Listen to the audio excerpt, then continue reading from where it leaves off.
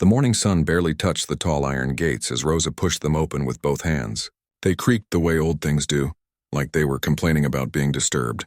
She'd been doing this for 3 years now, every single morning, and those gates still hadn't learned to stay quiet.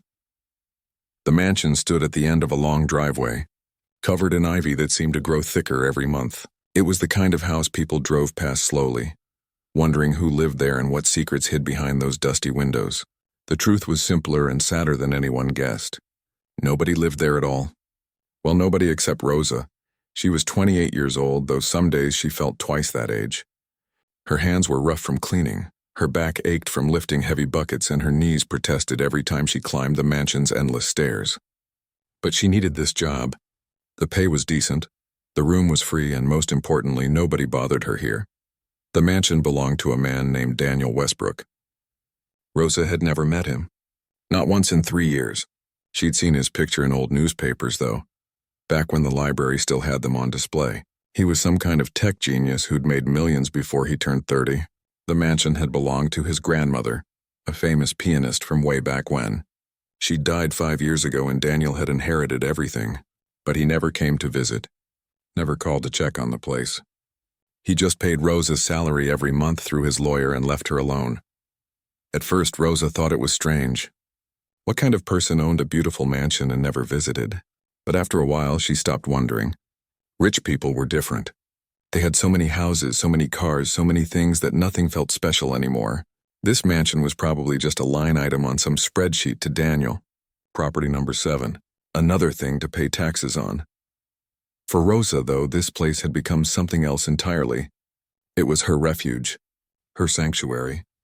The one place in the world where she could breathe without someone standing over her shoulder, telling her she wasn't good enough, wasn't trying hard enough, wasn't ever going to be anything more than what she was. She spent her mornings dusting furniture that nobody would ever sit on. She polished mirrors that reflected only her own tired face. She swept floors that never got dirty because nobody walked on them. The work was pointless in a way, maintaining a museum that nobody visited, but it was honest work and it was hers. The mansion had 23 rooms. Rosa had counted them all in her first week. There was the grand entrance hall with its crystal chandelier that took her an entire day to clean.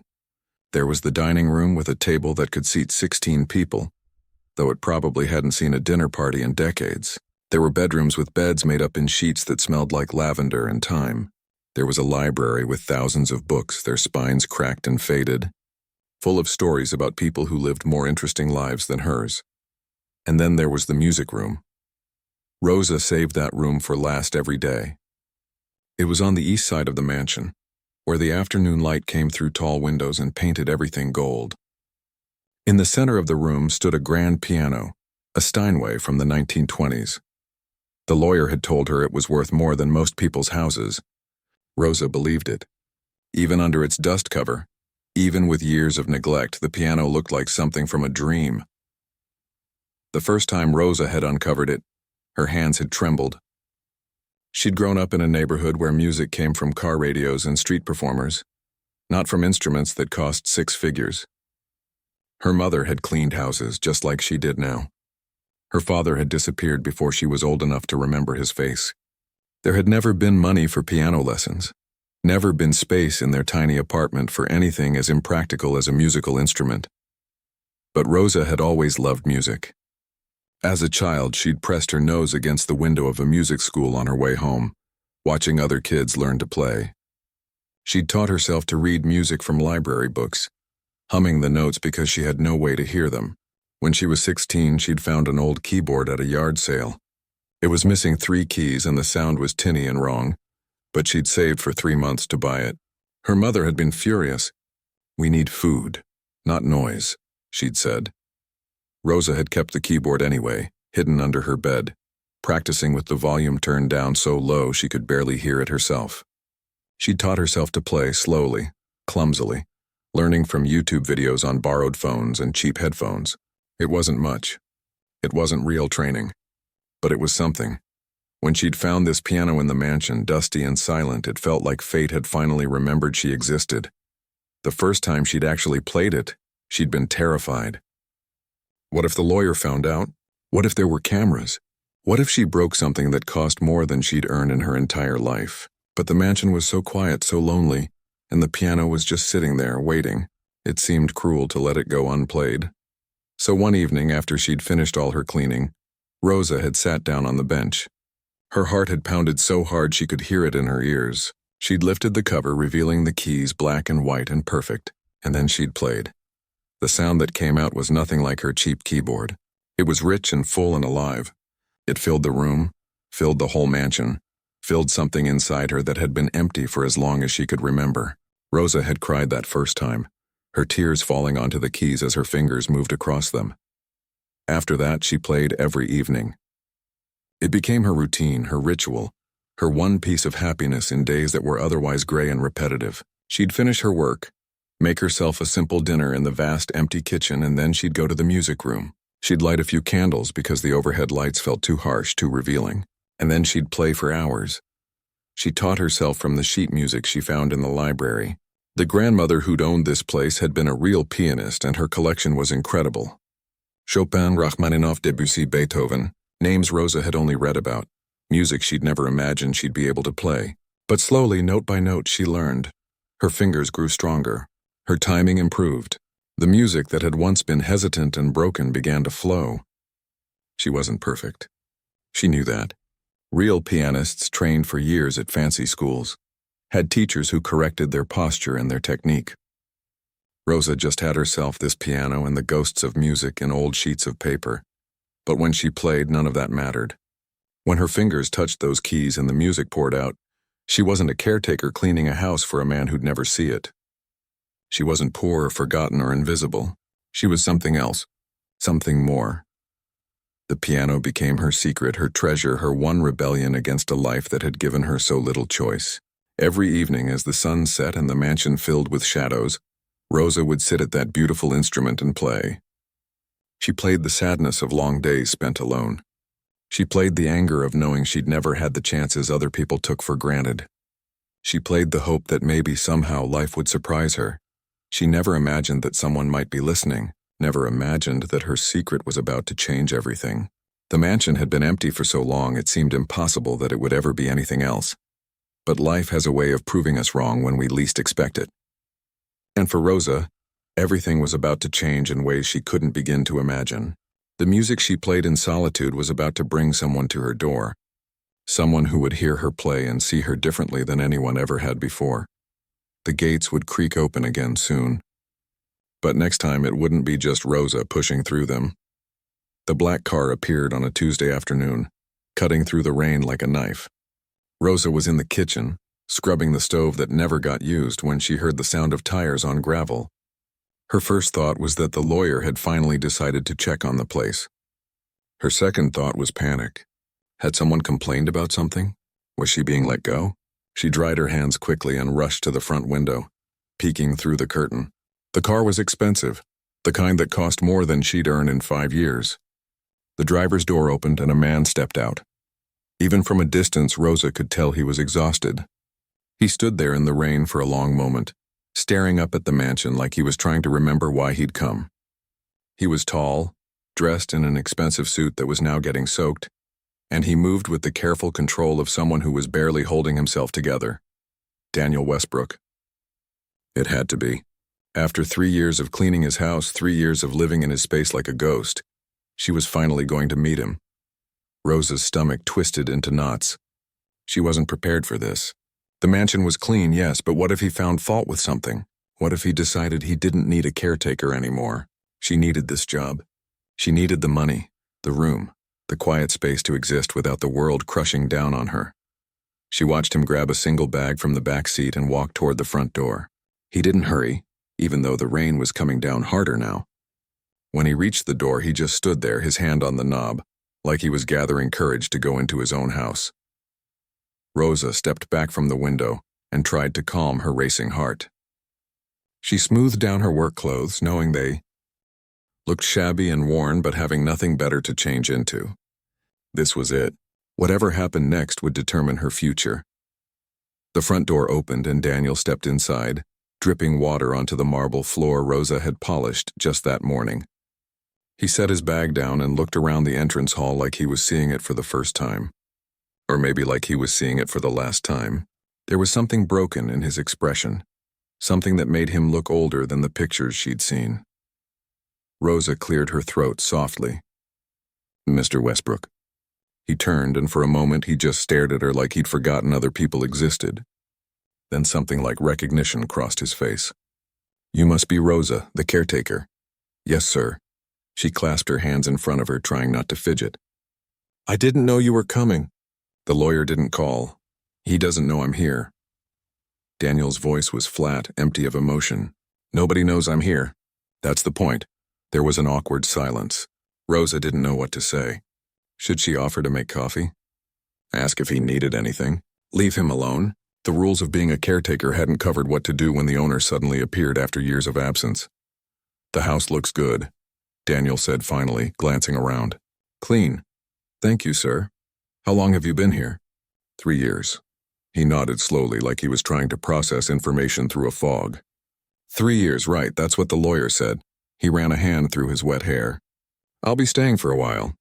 I don't know how long. I'll stay out of your way." "Of course, sir. Is there anything you need? I can prepare a room, make dinner." "No." The word came out sharper than he probably intended because he immediately softened his tone. "No, thank you. I just need to be alone. I'll take care of myself." Rosa nodded and stepped back, giving him space. Daniel picked up his bag and headed up the stairs, his footsteps echoing in the empty house. She heard him walk down the hallway, heard a door open and close. Then silence fell again, heavier than before. For the rest of the day, Rosa moved through the mansion like a mouse, trying to be invisible. She could hear Daniel moving around upstairs occasionally, but he never came down. She wanted to ask if he was okay, if he needed food or water or just someone to talk to, but she knew better. Rich people didn't want caretakers asking personal questions. They wanted their space respected and their privacy maintained. That evening, after she'd finished her work, Rosa hesitated before going to the music room. She'd played every night for 3 years, but now the owner was here. What if the sound bothered him? What if he didn't want her touching his grandmother's piano? But the need to play was stronger than her fear. Music was the only thing that made her feel human after long days of work. Without it, she might as well be one of the dusty pieces of furniture she cleaned every day. She made her way to the music room quietly, closing the door softly behind her. She lit her usual candles, their warm light pushing back the darkness. Then she uncovered the piano and sat down, her fingers resting on the keys. For a moment she just breathed, then she began to play. She chose Rachmaninoff tonight, one of the pieces she'd been practicing for months. It was difficult, demanding, full of emotion that she didn't always know how to express in words but could somehow channel through her fingers. The music filled the room, wrapped around her, carried her away from her worries about jobs and money and uncertain futures. She didn't know how long she'd been playing when she felt it. That prickling sensation on the back of her neck that meant someone was watching. Her fingers stumbled on the keys and she looked up. Daniel stood in the doorway. Rosa's hands flew off the piano like the keys had burned her. She stood up quickly, nearly knocking over the bench. "I'm sorry, sir. I should have asked permission. I'll stop." "No." He held up a hand. "Don't stop." She froze, unsure what to do. He looked different than he had earlier. The sharp edges of exhaustion were still there, but something else had crept into his expression. Surprise, maybe, or confusion. "How long have you been playing?" he asked, stepping into the room. "I taught myself. After I started working here." Rosa's voice came out smaller than she intended. "I found the sheet music in the library and the piano was just sitting here and I thought..." She trailed off. How could she explain? That she'd stolen these moments of beauty from a life that had given her so little, that playing this piano had been the only thing keeping her sane? Daniel walked closer, studying her like he was trying to solve a puzzle. "You taught yourself. From sheet music. That piece you were just playing. Rachmaninoff's Piano Concerto No. 2, Rosa said quietly. "I know I'm not very good. Real pianists train for years. Play it again, sir." "Play it again. From the beginning." He gestured to the bench. It wasn't a request. It was a command. Rosa's hands trembled as she sat back down. This felt like a test she couldn't afford to fail. She took a deep breath, placed her fingers on the keys, and began again. This time was different. Knowing he was listening made everything harder. She was aware of every mistake, every note that wasn't quite perfect, every moment where her self-taught technique showed its limitations. But she pushed through, pouring everything she had into the music. If this was going to be the last time she played this piano, she wanted it to matter. When she finished, her hands were shaking. She kept her eyes on the keys, afraid to look at his face, afraid to see disappointment or anger or worse, pity. "Where did you train?" Daniel's voice was quiet. "I didn't. I told you, I taught myself." "That's not possible." Rosa finally looked up at him. "I played on a broken keyboard I bought at a yard sale when I was 16. I learned from YouTube videos and library books. This piano is the first real instrument I've ever touched." She heard the defensiveness in her own voice and tried to soften it. "I know it's not good enough. Not good enough." Daniel laughed, but there was no humor in it. "You play like that with no training and you think it's not good enough?" She didn't know what to say to that. He walked over to the window, staring out at the darkness. "My grandmother was a concert pianist. Did you know that?" "Yes, sir. I read about her. She tried to teach me when I was a kid, hired the best instructors money could buy. I hated every minute of it. Quit when I was 12. He turned back to face her. "I built a tech company instead. Made millions. Lost millions. Just lost everything, actually." Rosa's eyes widened. "I'm sorry. Don't be. It's my own fault. Trusted the wrong person. Made stupid decisions. And now I'm here. Hiding in my dead grandmother's house because I can't face what I've become." He laughed again. Bitter and broken. "And here you are, the caretaker, playing my grandmother's piano like you were born to it." The silence stretched between them. Rosa didn't know what to do with this honesty, this raw display of pain from a man who was supposed to be above such things. "You know what?" Daniel said suddenly. "I want to make you an offer." Rosa's heart sank. Here it came. The termination. The dismissal. "Thank you for your service. Here's 2 weeks' pay. Goodbye. Play for me again. Tomorrow night. Something else. Something that shows me what you can really do." He met her eyes, and there was something challenging in his gaze, something that made her nervous. "And if you can truly impress me, if you can make me feel something other than this emptiness, I'll marry you." Rosa stared at him, certain she'd misheard. "What? You heard me. Play well enough and I'll marry you. How's that for a ridiculous offer?" He smiled, but it didn't reach his eyes. "Rich man makes insane promise to the help. Fairy tale.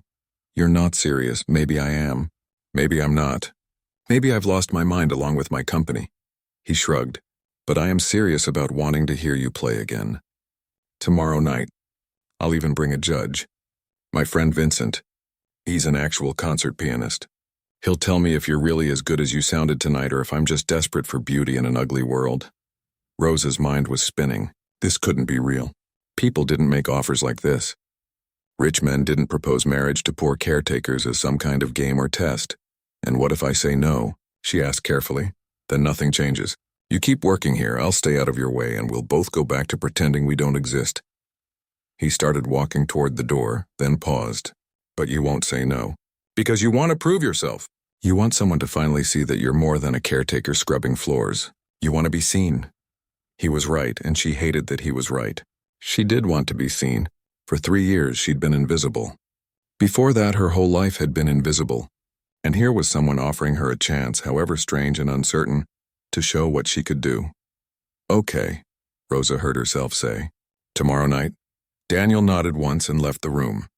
Rosa sat alone in the candlelight, her heart pounding, wondering what she'd just agreed to and whether her life was about to change forever or simply fall apart in a new and unexpected way. Rosa didn't sleep that night. She lay in her small room on the 3rd floor, staring at the ceiling, replaying the conversation over and over in her mind. Had Daniel really said what she thought he'd said? Or had exhaustion and stress made her imagine the whole bizarre exchange? The more she thought about it, the angrier she became. Who did he think he was, making some ridiculous promise about marriage like her life was a game, like she was some character in a story he could play with when he was bored or broken? She was a real person with real feelings, not entertainment for a rich man having a crisis. But underneath the anger was something else. Excitement, fear, hope. Someone was finally going to listen to her play. A real concert pianist was going to judge her skill. Maybe she'd be humiliated, exposed as the amateur she knew herself to be. Or maybe, just maybe, someone would see that she had talent worth recognizing. She got up before dawn and went through her usual routine on automatic. Dust the entrance hall, polish the mirrors, sweep the floors. But her mind was somewhere else entirely, running through the piece she'd decided to play tonight. Chopin's Ballade No. 1. It was ambitious, maybe too ambitious. But if she was going to do this, she was going to do it right. Around noon, she heard voices downstairs. Daniel's voice and another one she didn't recognize. Rosa crept to the top of the stairs and listened. "I'm telling you, Vincent, I'm not crazy." Daniel sounded defensive. "She played Rachmaninoff like she'd studied it at Juilliard. And you want me to come listen to your caretaker play piano?" The other voice, Vincent's, was skeptical and amused. "Daniel, I haven't seen you in 6 months. You call me out of nowhere. Won't tell me what happened with your company, and this is what you need? An evaluation of the help's musical abilities. I need someone I trust to tell me if what I heard was real." There was a pause. Then Vincent sighed. "Fine, but you're buying dinner. Expensive dinner. And then you're going to tell me what's really going on with you." Rosa pulled back from the stairs before they could spot her. So it was really happening. Tonight she'd play for a concert pianist. Tonight she'd find out if her years of secret practice had meant anything at all. The rest of the day crawled by. Rosa tried to keep busy, but her hands shook every time she picked up a cleaning rag. She kept going to the music room, sitting at the piano, running through sections of the Chopin, then forcing herself to stop. She couldn't exhaust herself before the actual performance. At 6 o'clock, Daniel knocked on her door. Rosa had changed into the only decent outfit she owned, a simple black dress she'd bought at a thrift store 3 years ago. It wasn't fancy, but it was clean and professional. She'd pulled her hair back and tried to calm the nervous energy radiating through her body. "Ready?" Daniel asked. He'd cleaned up too, traded his wetsuit for dark slacks and a button-down shirt, but he still looked tired. Still looked like a man carrying weights no one else could see. As ready as I'll ever be. They walked downstairs together in silence. The music room had been transformed. The candles were lit, casting dancing shadows on the walls. The piano stood in the center like an altar, and sitting in one of the chairs near the window was a man Rosa assumed was Vincent. He stood when they entered. He was probably in his early 40s, with silver threading through dark hair and the kind of hands Rosa recognized, elegant and strong. A pianist's hands. He smiled at her, friendly but professional. "You must be Rosa. I'm Vincent Chen. Daniel's told me a lot about you in the last few hours." Rosa shook his hand, acutely aware of her own rough palms against his smooth ones. "Nice to meet you. Daniel says you're self-taught. That's impressive if it's true." "It's true." Rosa heard the defensiveness in her voice again and tried to soften it. "I know I'm not at a professional level. Well, let's see what you've got." Vincent settled back into his chair and Daniel took the one next to him, too. They both looked at her expectantly. Rosa walked to the piano, her legs feeling like they might give out at any moment. This was it. This was the moment that would prove whether she'd wasted 3 years playing in an empty room, or if she'd actually learned something worth knowing. She sat down on the bench and placed her hands on the keys. The ivory was cool under her fingers, familiar and comforting. This piano had become her friend, her confidant, her escape. Now it needed to be her voice. "I'm going to play Chopin's Ballade No. 1 in G minor," she said quietly. Her voice sounded steadier than she felt. "It's one of the most difficult pieces I've learned." Vincent raised an eyebrow but said nothing. Daniel just watched her, his expression unreadable. Rosa closed her eyes for a moment. She thought about why she'd chosen this piece. It wasn't just because it was technically challenging. It was because the ballade told a story, one that felt like her own life. It started quietly, almost questioning, unsure of itself. Then it built and built, through struggles and setbacks, through moments of beauty and moments of chaos. until it reached a conclusion that felt both triumphant and heartbreaking. She opened her eyes and began to play. The opening notes fell like raindrops, soft and tentative. Her fingers moved across the keys with the muscle memory of hundreds of hours of practice.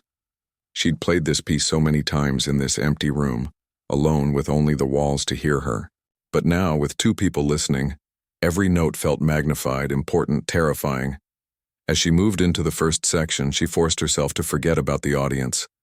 She let the music take over, let it carry her away from her nervousness and fear. The ballade was a journey, and she had to trust it to guide her fingers. The piece grew more complex, the left hand and right hand weaving together in patterns that had taken her months to master. There were moments where she wasn't quite perfect, where her self-taught technique showed its limitations. But she pushed through, pouring everything she had into the music. Every lonely night she'd spent in this mansion. Every dream she'd had to give up because she was born in the wrong neighborhood, to the wrong family, with the wrong opportunities. Every moment she'd felt invisible and worthless and forgotten.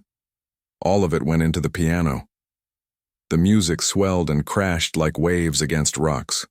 Her fingers flew across the keys, faster and faster, the notes tumbling over each other in controlled chaos. This was the heart of the ballade, the place where everything came together or fell apart. Rosa felt sweat on her forehead, felt her arms beginning to tire, but she didn't stop. She couldn't stop. The music demanded everything from her, and she gave it willingly. And then came the final section. The resolution. The moment where all that struggle and chaos transformed into something else. Something beautiful and terrible and true. Rosa played it with every ounce of strength she had left, her whole body engaged in pulling the last notes from the instrument. The final chord rang out in the silence, echoing off the walls, lingering in the air like a ghost that didn't want to leave. Rosa's hands stayed on the keys, trembling with exhaustion and emotion. She was breathing hard, like she'd run a marathon instead of sitting at a piano for 12 minutes. She didn't want to look up, didn't want to see disappointment or pity or worse, polite applause for an adequate amateur performance. But she forced herself to raise her eyes. Vincent was staring at her like he'd seen something impossible. His mouth was slightly open, his professional composure completely gone. Next to him, Daniel sat frozen, his hands gripped tight on the arms of his chair. The silence stretched out, painful and endless. Rosa's heart pounded so hard she thought they must be able to hear it. Finally, Vincent spoke. "How long did you say you've been playing?" 12 years. On and off, more seriously the last 3 years. And you've never had formal instruction? No teacher at all? Just YouTube videos and sheet music? Vincent stood up and walked toward her. For a terrifying moment, Rosa thought he was going to tell her she'd failed, that she was terrible, that she should give up this foolish dream. Instead, he held out his hand. That was remarkable. Truly remarkable. He shook her hand firmly, respect clear in his eyes. You have raw talent that most trained pianists would kill for. Your technique needs work, yes. But your musical intuition, your emotional connection to the piece, that can't be taught. Either you have it or you don't. And you have it. Rosa felt tears prick at the corners of her eyes. She'd waited her whole life for someone to say words like that to her, to tell her she wasn't crazy for thinking she could be something more than what her circumstances had made her.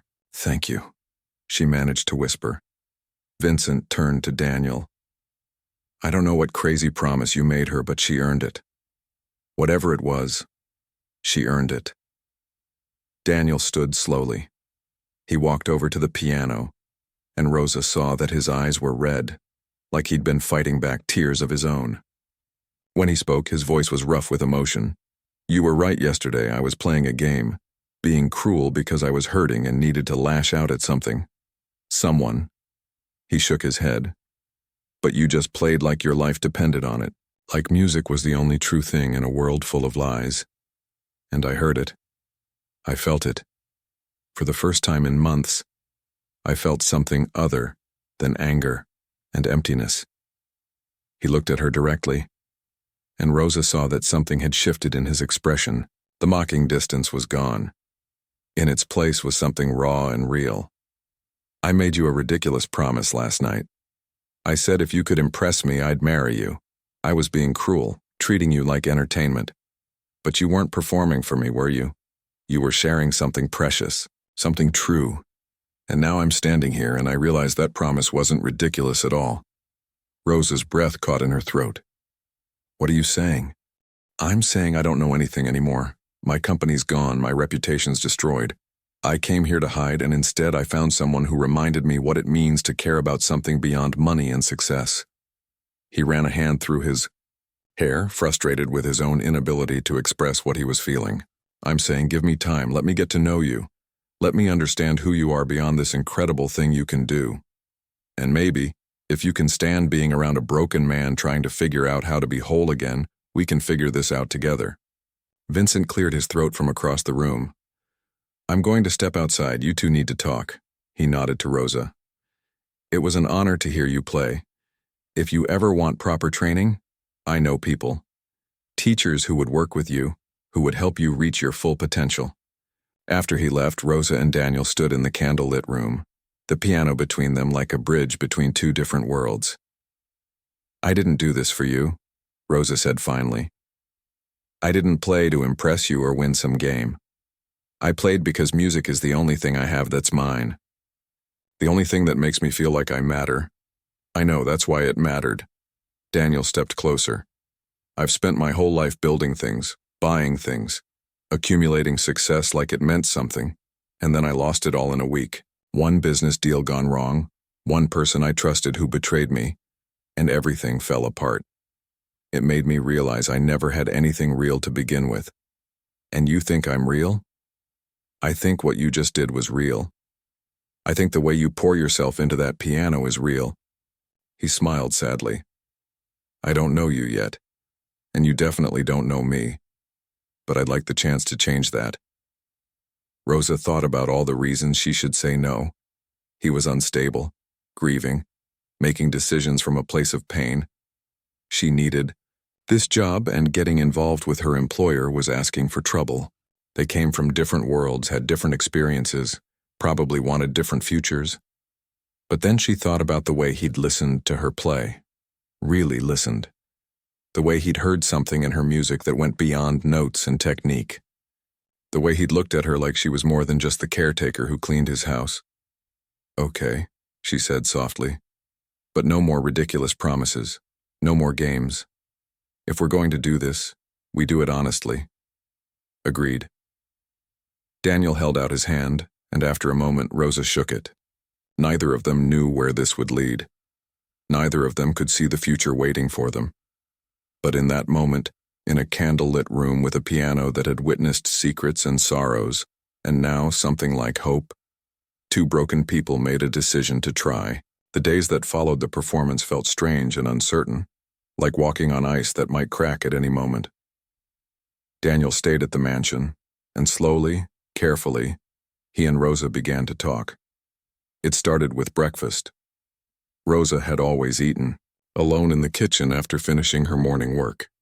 But the day after her performance, she came downstairs to find Daniel already there, making coffee with the awkward concentration of someone who'd spent most of his life having other people make it for him. I hope I'm not messing up your kitchen, he said when he saw her.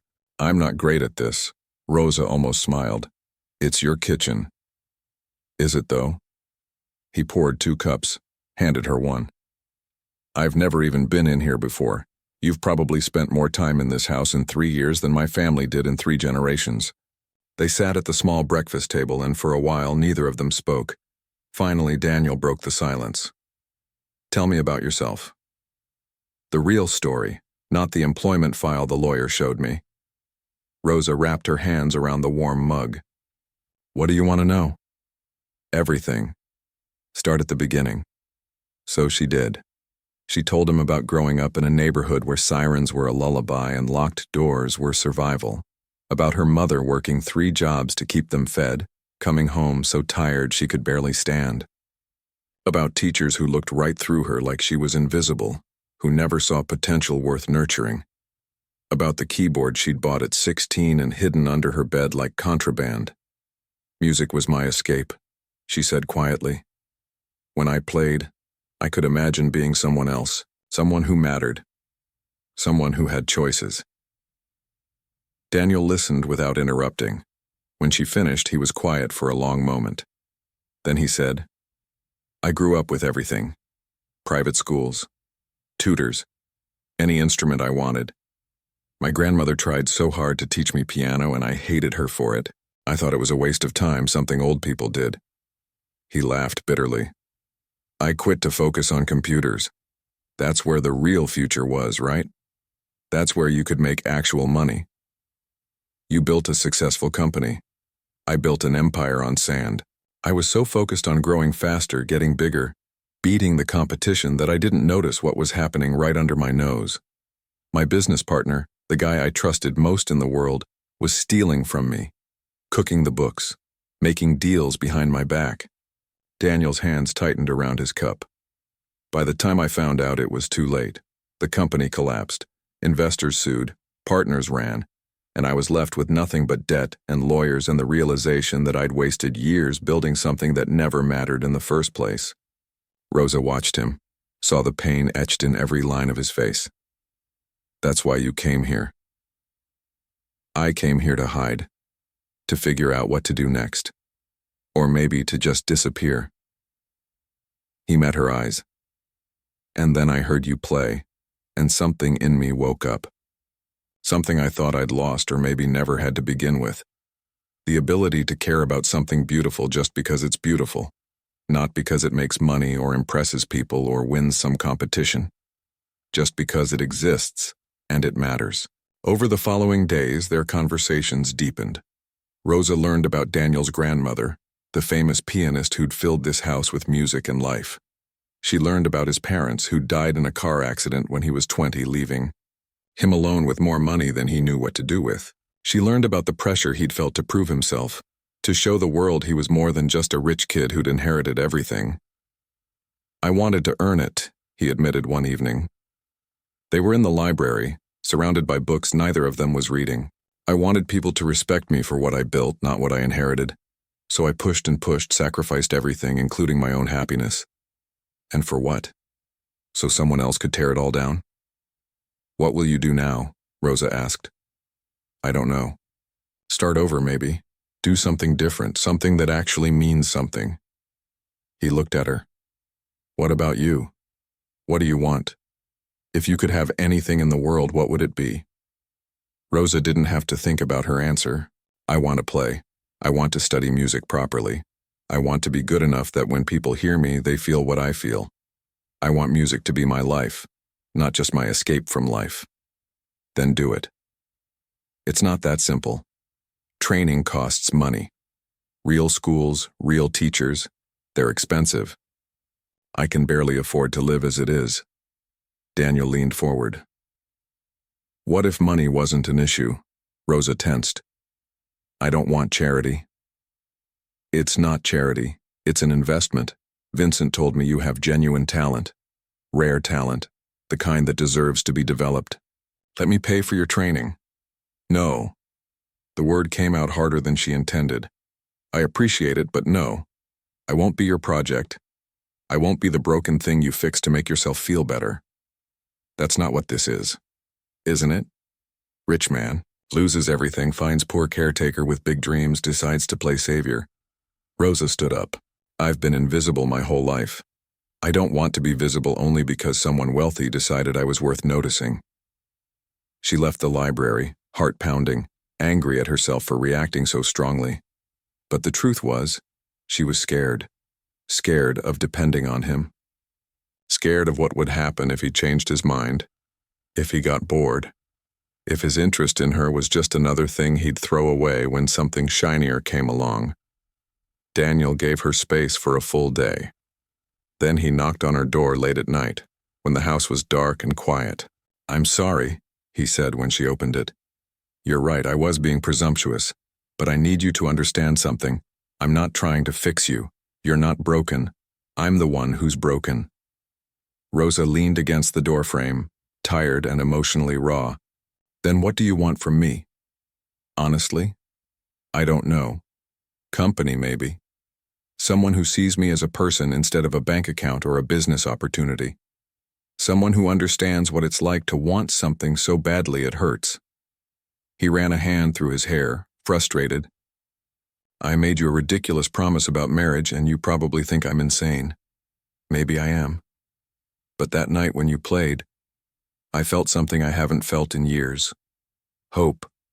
Connection. The sense that beauty still exists in this world even when everything else is falling apart. I'm not your salvation, Rosa said quietly. I know, and you shouldn't have to be. But maybe we could help each other. Not because one of us is rescuing the other, but because we're both trying to figure out who we are and what matters. He looked at her directly. No promises, no expectations, just two people spending time together and seeing what happens. Is that okay? Rosa thought about all the reasons she should keep her distance, about how this could end badly, how getting involved with her employer was dangerous, how different their worlds were. But she also thought about how lonely she'd been for so long, how tired. She was of being invisible, how nice it felt to talk to someone who actually listened. Okay, she said finally, but slowly. And honestly, no more games. No more games, he agreed. Over the next few weeks, something shifted between them. They fell into routines. Breakfast together in the morning, conversations in the library, evening walks around the mansion grounds talking about everything and nothing. Daniel told her about his childhood, about the pressure of being a prodigy, about the loneliness of success. Rosa told him about her mother's sacrifices, about the shame of poverty, about the small victories that had kept her going when everything felt impossible. And every evening Rosa still played piano. But now sometimes Daniel would sit and listen. He never commented, never critiqued. He just listened with complete attention, letting the music wash over him. One night after she'd finished playing Debussy, he said, I talked to Vincent. He knows a teacher, one of the best in the country. She usually has a years-long waiting list, but Vincent convinced her to listen to a recording of you playing. Rosa's heart jumped. What? I recorded your performance the other night. I hope that's okay. I sent it to her. He pulled out his phone, showed her an email. She wants to meet you. She says if you're as good in person as you are on the recording, she'll take you on as a student. Full scholarship. She does it sometimes for exceptional talent that can't afford training. Rosa stared at the email, her hands trembling. This is real? It's real. And before you say anything, this has nothing to do with me. I made the introduction, but the decision is entirely hers based on your playing. She doesn't care that you're a caretaker or that you're self-taught. She only cares about what you can do. Tears filled Rosa's eyes. This was everything she dreamed about. The chance to learn properly. To study with someone who could teach her technique, theory, all the things she'd never been able to learn on her own. To become the pianist she'd always wanted to be. Thank you, she whispered. Don't thank me. You earned this. Every hour you spent teaching yourself, every night you practiced alone in this room. That's what earned this. Daniel stood up. There's just one thing. The teacher is in the city. 3 hours from here. You'd need to move there for lessons. Probably find a new job. Reality crashed back down. The city was expensive. How would she afford rent, food? She'd been barely scraping by as it was. And if she left this job, she'd have nowhere to live. No income while she studied. I can't afford to move to the city, she said, her dream already slipping away. What if you didn't have to worry about that? What if you had a place to stay and enough money to focus on your studies? Rosa looked at him warily. We talked about this, I know. But hear me out. I have an apartment in the city. I haven't been there in months and I don't plan to go back anytime soon. It's just sitting empty. You could stay there, no rent. And I'll keep paying your salary, even though you won't be working here anymore. Call it severance or an investment or whatever makes you comfortable. But take the opportunity, Rosa. Don't let money be the thing that stops you from becoming what you're meant to be. And what do you get out of this? Daniel was quiet for a moment. The satisfaction of knowing I did something right. Of helping something beautiful grow instead of destroying it. Is that enough of an answer? Rosa looked at him, really looked at him. She saw the sincerity in his eyes, but also the loneliness, the hunger for purpose, the need to matter in some way that didn't involve money or business or success. What about your ridiculous promise? She asked quietly. About marriage. Forget that. It was stupid. I was in a dark place and I said something I shouldn't have. He met her eyes. But I meant what I said about getting to know you. If you're willing, I'd like to keep doing that. No pressure. No expectations. Just see where it goes. Rosa thought about everything that had happened in the past few weeks. How this strange broken man had listened to her play and seen something worth valuing. How he had opened up about his own pain and failures. How they'd spent hours talking like two people who genuinely cared about each other's stories. Okay, she said. I'll take the lessons. I'll move to the city, and we'll see what happens between us. But Daniel, yeah, don't make promises you might not keep. And don't try to save me. I'm going to do this myself. With your help, yes, but ultimately this is my journey. My achievement. My life. Daniel smiled, and for the first time since she'd met him, it reached his eyes. I wouldn't have it any other way. 2 weeks later, Rosa packed her few belongings and prepared to leave the mansion. On her last evening, she went to the music room one final time. She sat at the piano that had been her friend for 3 years, her fingers resting on the familiar keys. She played Chopin one last time. Not for an audience, not to prove anything, just for herself. For the girl who'd bought a broken keyboard at a yard sale. For the woman who'd taught herself to read music in a library. For the caretaker who'd found beauty in an empty house. When she finished, Daniel was standing in the doorway watching her with an expression she couldn't quite read. Ready for what comes next? He asked. Rosa stood up, closed the piano lid gently and turned to face her future. Ready as I'll ever be. The city was overwhelming at first. Rosa had grown up in a rough neighborhood, but that was different from living in the heart of downtown where everything moved fast and cost twice what it should.